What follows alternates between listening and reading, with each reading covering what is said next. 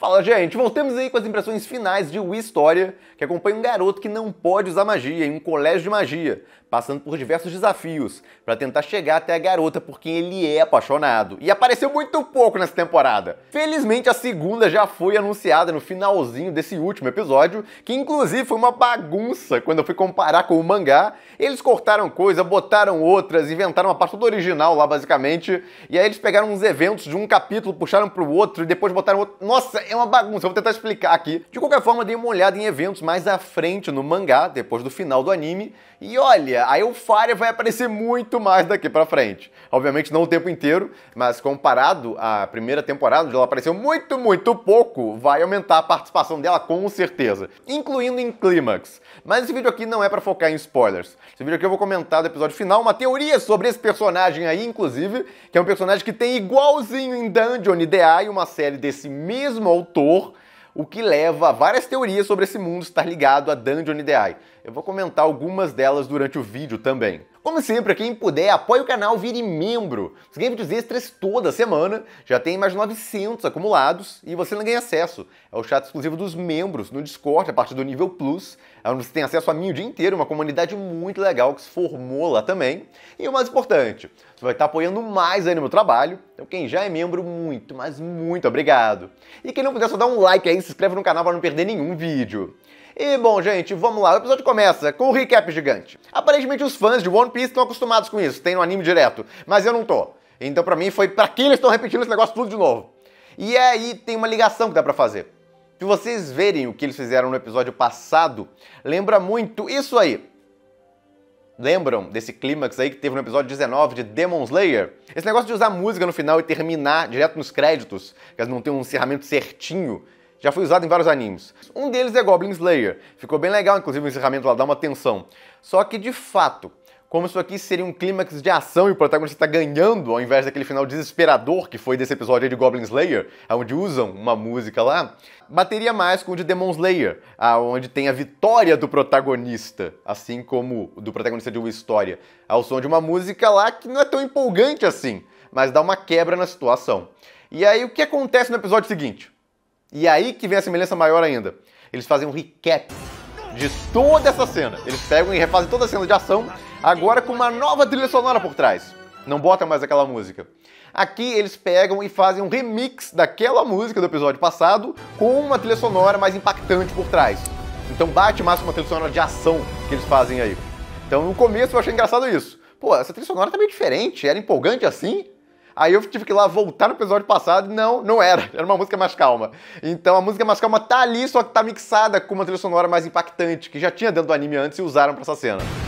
Então ficou bem legal. Eu gostei muito mais, na verdade, da versão recap que eles fizeram aí com a trilha sonora nova. Eu gostei só pra ver o negócio remixado com uma trilha sonora melhor, mas aí é o meu gosto. Tem gente que não liga a mínima pro som atrás, se tivesse mudado no mesmo. Esse pessoal aí, com certeza, não deve ter gostado de ver tudo de novo. Mas o ponto é que o protagonista despertou aí esses poderes de pegar magia e colocar dentro da espada. E aí chamaram de Whis, que inclusive tá no nome do anime, que é o História. Os professores dele até se surpreendem e chamam por esse nome também.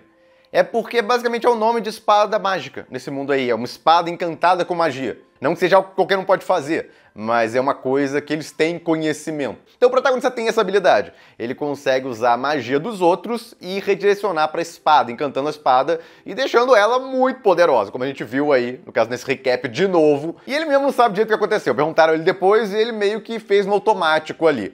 Então ele recebeu uma memória aí do passado e isso ativou esse mecanismo de meio que autodefesa, aparentemente. Esse cara parece ser influenciado também, parece saber disso. E como eu comentei no episódio anterior, o motivo parece ser que ele é Eupharia. E a Eupharia já passou por alguma coisa no passado que o Will deve ter defendido ela e ativou isso também. Bateria com flashback. E aí por isso que ela fez ele relembrar ali. Só que isso não bate com essa cena, que parece ela já no presente. E ela mal ali também. Essa parte é mais confusa, de novo, porque tem essa memória ali na cabeça do Will. Ele ajudou ela quando ela já estava mais velha e ele perdeu essa memória também. Então toda vez que ele usa esse negócio, ele perde a memória depois, porque agora ele não perdeu. Foi por isso que eu comentei esse negócio de novo. Porque ele não perdeu a memória dessa vez. Ele lembra o que ele fez, ele só não sabe como exatamente ele fez. De qualquer forma, eles conseguiram derrotar a criatura, mas iria morrer de qualquer jeito. Porque veio mais criaturas depois. E eles estavam todos acabados. O mais lógico, que eu acho que a maioria esperava, é os professores vão chegar agora pra salvar a pátria. Só que não, eles não iam chegar a tempo. Quem chegou foi esse cara aí, que eu pensei que seria o Dumbledore, que eu tô dando nome de Harry Potter pra todo mundo nessa bodega. E esse cara aí, nossa, o mago mais poderoso e tal, Dumbledore. Só que ele é louro. Tinha que ter barba branca, pô. Aí eu poderia chamar de Dumbledore. Dumbledore louro, eu vou chamar assim agora então. Mas o ponto é que ele é o rei dos magos. É o mago mais poderoso aí, dentre os Magia Evandor. Mais respeitado também, é o líder deles até. E ele arrebentou as criaturas lá como se não fosse nada, o que é esperado de um mago tão poderoso assim. Então ele que salvou a pátria. Só que não é ele que mais chama atenção, essa é que é a parte curiosa. Quem mais chama atenção é esse cara. Pelo menos pra quem conhece Dungeon Eye. Tem um personagem igual em Dungeon Eye. Pô, Marco, é só coincidência, deve ser da mesma raça, você pode estar pensando. Pode ser o irmão daquele personagem. Tem o mesmo nome. Pois é. Inclusive, olhem isso aí. Olhem a altura desse personagem em comparação à mulher. Então, aparentemente, era ele. O cabelo também combina. Então, aparentemente, foi ele que recebeu o bebê aí no passado. Então, ele conhecia já o Will desde pequeno. Aparentemente, ele recebeu ele da bruxa lá, aquela bruxa lendária e tal que tinha nesse mundo. Então, ele provavelmente sabe muitas das respostas que a gente lá atrás. Caso quem era a mãe realmente era aquela bruxa lendária, a mãe do Will. Caso onde vem essa habilidade dele, como é que funciona. A gente quer muitas respostas, esse cara provavelmente tem todas. Mas o autor, obviamente, vai ficar enrolando pra ele entregar isso pro protagonista. Então, a gente vai ver tudo a conta-gotas sendo entregue aí de informações. Incluindo a Minerva aí, aparentemente também sabe mais coisas sobre o protagonista. Por isso que deixou ele no colégio. Porque ela aparentemente sabia o que ele podia fazer. Ela não ficou surpresa nem nada com ele revelar essa habilidade aí de encantar espadas. Então, aparentemente, tem um bando de gente que sabe muita coisa nessa história, mas ninguém quer revelar nada pro coitado do protagonista. E, bom, todos eles foram salvos lá, foram pra enfermaria, estão lá se recuperando. Aí tem uma cena engraçada dessa aí, que come pra caramba. Isso aí deve ser informação normal que tem no mangá, deve revelar mais à frente. Eles adiantaram aí porque essa cena, ela não existe. Essa cena é inventada. A do hospital, no caso. Eles na enfermaria, é uma cena toda inventada. No mangá não tem nada disso. Na verdade, a cena do mangá, se fosse ligar com essa parte aí, tem o fim, beleza. Ele vai lá dar a mão pro protagonista, formam que morreu professores, como eles fizeram até no meio no anime, morreram uns 10 professores, alunos não morreram. Isso me dá um certo medo que isso vire meio que Hero Academia, onde é proibido morrer aluno, só pode morrer professor ou herói mais velho. Então tomara que não vá por esse lado aí, que fica meio esquisito. Mas o ponto é que o mangá resume isso em uma página, e depois disso já vai pro teste.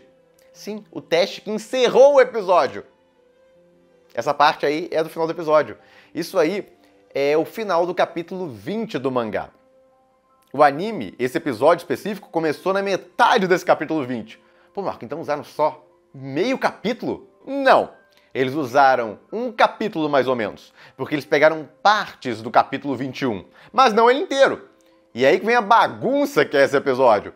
Porque eles pegaram várias cenas do capítulo 21 e inseriram basicamente antes do que elas deveriam ocorrer nesse episódio. O capítulo 21 começa com o Will estudando para as outras provas, já que são várias, aquela que terminou o anime é só uma delas. Então tem isso e uns outros acontecimentos, incluindo essa parte aí do fim encontrando com a diretora. Então eles pegaram aí uma cena ou outra do capítulo 21, inseriram numa cronologia que faz sentido antes da prova e encerraram no momento de começo da prova, que é onde termina o capítulo 20. Mas relaxem, que já cortaram aquele capítulo 21, não vão botar de novo, vão botar aquelas cenas que cortaram.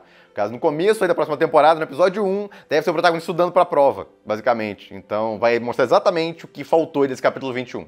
E bom, por último, essa cena aí da enfermaria também é inventada do anime, não existe no material original, que é o mangá. Na verdade, todas as cenas envolvendo a enfermaria nesse episódio, são duas, foram inventadas. Por quê? Pra preencher espaço. Porque eles tinham aqueles tantos minutos, tanto que fizeram um recap de 3 minutos, um recap de 1 minuto, já estava bom lá para passar a ideia do que eles queriam, mas fizeram mais longo, por quê? Preencher espaço. Eles queriam terminar nessa cena aí do começo do exame, porque não tinha outra cena para terminar, esse que é o problema aqui, porque esse clímax acabou e já engata em uma outra parte cheia de ação, logo depois. Então eles tinham que parar antes, resolveram parar nessa parte. Só que aí não tinha material bastante para cobrir um episódio. Aí inventaram um pouco de material para dar uma interação ali entre o pessoal que sobreviveu.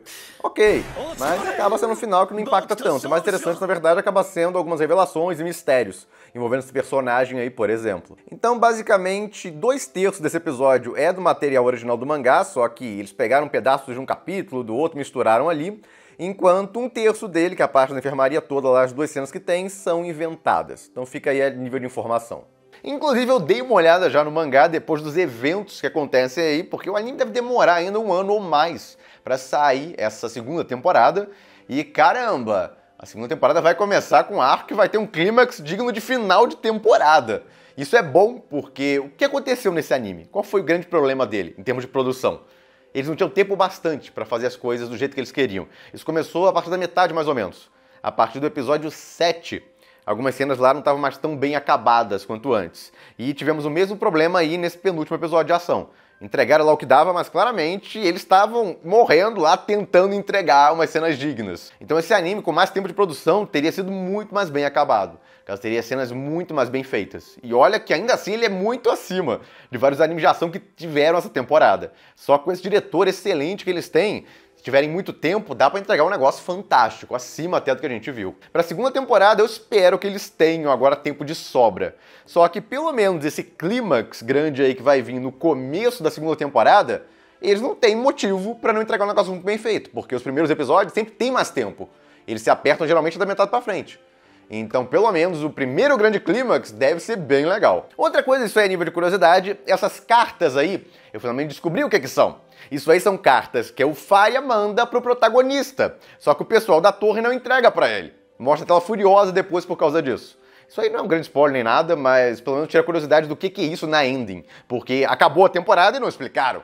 Então tá aí a resposta. Só descobrirei isso na segunda temporada em uma cena dela. Essa cena aí também, dela com um bando de bonequinhos do Will, é uma cena que tem no mangá. Eles se inspiraram nela, uma cena mais à frente do mangá. Ela tá cheia de bonequinhos lá, e aí eles inventaram essa ending com base nisso. Pegaram um bando de coisinhas da Elfari e criaram essa ending. Ficou bem legal, bem divertido. E aumentando os bonequinhos também ficou legal aí. No começo da temporada tá assim, e aí termina a temporada assim, ela lotada de boneco. Vai aumentando gradualmente a quantidade de bonequinho que ela vai fazendo dele. Então, bem criativo, bem legal isso aí também. E bom, o protagonista derrotou aquela criatura e ainda tem que fazer o teste pra entrar no Diabo da Torre. Isso que eu achei mais absurdo.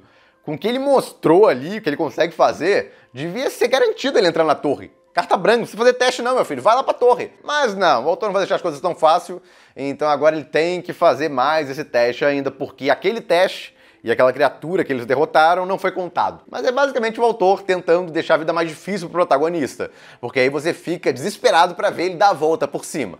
Então é basicamente um recurso narrativo. Você ferra bastante com o protagonista e até coisas meio óbvias que vão acontecer pra beneficiar ele não beneficiam. Porque se beneficiar, perde-se a tensão. E aí a vida do protagonista fica muito fácil e o público perde interesse. Se, por exemplo, aquele pessoal do colégio revelasse as informações que tem dele, que ele tem grandes poderes, mas que ele não sabe usar e blá blá blá, ele provavelmente ganharia algumas vantagens lá dentro. E no caso, talvez conseguisse jogar ele pra dentro da torre também direto. Mas não, ninguém fala nada, deixa ele se virar lá, se estrepar sozinho. Então, por mais que dê raiva esse negócio todo, o autor forçando a barra para, no caso, não dar vantagens óbvias que ele deveria ter, o propósito é te manter interessado na história enquanto ele vai conseguir entrar no Diabo da Torre, passando por todos esses problemas que ele tá tendo aí, continua tendo, na verdade. Então, ok, isso aí eu acho que é o de menos. O que mais irritou, acho que é esse cara aí que continua chamando o protagonista de fracassado depois de tudo que eles passaram.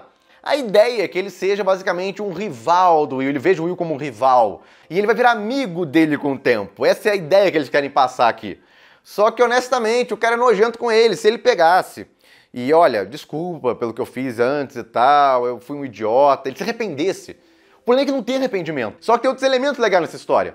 Eu quero ver ele chegar na Elfária. A Elfária, eu quero ver ela ser feliz lá com o cara que ela adora. O pouco que mostrou dela nessa temporada, ela parece extremamente carismática. Não é só bonita, mas é divertida também. Então eu quero que ela se encontre com o Will, com certeza. Eu quero ver isso.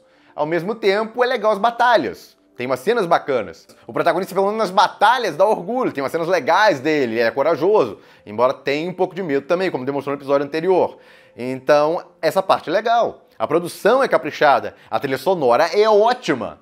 Então a parte de produção, eles fazem muito bem. O diretor sabe onde encaixar a trilha sonora, porque não adianta ter trilha sonora boa se você não sabe encaixar ela. A gente já viu um bando de anime assim. É tenebroso. O elfo parecia um idiota, mas na verdade não era. Quando explicou mais sobre ele, aprofundou, e agora ele respeita o protagonista, virou realmente um amigo de verdade dele ali. O que já é alguma coisa, então nem todo personagem vai se comportar igual um idiota com o protagonista. Os vilões, olha, não deu raiva necessariamente deles, não parece aqueles vilões caricatos. Tem um objetivo lá, mostrou até nesse episódio, eles conseguiram o caso que eles queriam lá, e é isso. Tem um plano aí que eles vão executar agora.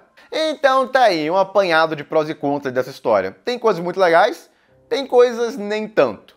E aí vai depender do quanto isso te afeta, o quanto as coisas boas te afetam positivamente e o quanto as coisas ruins te afetam negativamente. E aí você decide se continua assistindo ou não para a segunda temporada. Eu particularmente vou continuar, eu quero ver vários eventos que eu dei uma olhada no mangá, animados agora com certeza. Eu vou ter que continuar tolerando esses idiotas aí, mas pelo menos eles vão ficar menos idiotas a longo prazo, o que já é alguma coisa. Não conserta tudo, mas é melhor que nada, né? Mas a minha conclusão desse anime é basicamente um anime divertido que poderia ser muito melhor, com algumas melhorias no roteiro principalmente. Porque a produção foi legal, mesmo quando se apertou, conseguiram se virar. O maior problema é algumas coisas do roteiro aqui e ali que de vez em quando é difícil de engolir. Mas é o autor de Dungeon Ideai, então era meio que já esperado. Até por isso que eu não fiquei nervoso com muita coisa, caso eu não gostava. Mas por causa do autor, eu já sabia que tipo de protagonista eu iria ganhar. Ele adora protagonista inocente, fofinho, etc. Que na hora da ação fica todo sério, como a gente vê aí também.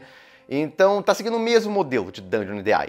A vantagem aqui é que ele já tem um propósito em termos de interesse amoroso. Ele tem alguém que ele gosta. Ele inclusive fica nervoso por ela. Ele não fica nervoso com mais ninguém.